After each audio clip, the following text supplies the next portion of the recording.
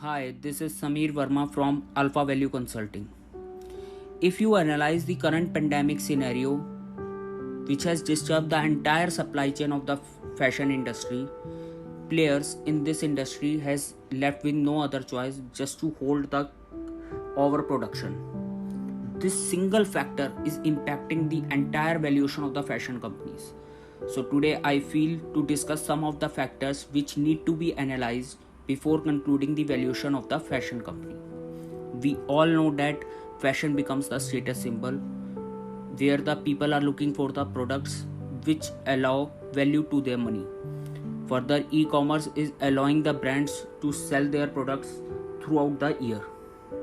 There are some of the important factors which need to be analyzed and can be taken out as a performance metrics for the fashion companies, like what is the creativity aspect in the designer's practice, which celebrity is endorsing the product, repeat purchase rate of the customer, technology aspect which is allowing the designer to have a real-time interaction, inventory handling process. Now this single factor can be taken out as a value creator as well as value destroyer for the fashion company. There are three important aspects in the entire valuation of the fashion company. Number one is the brand, number two is the inventory, and number three is the real estate.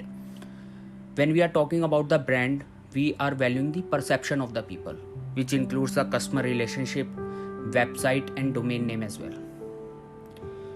Multi-period excess earning method can be used after adjustment of the capital charge on contributory asset.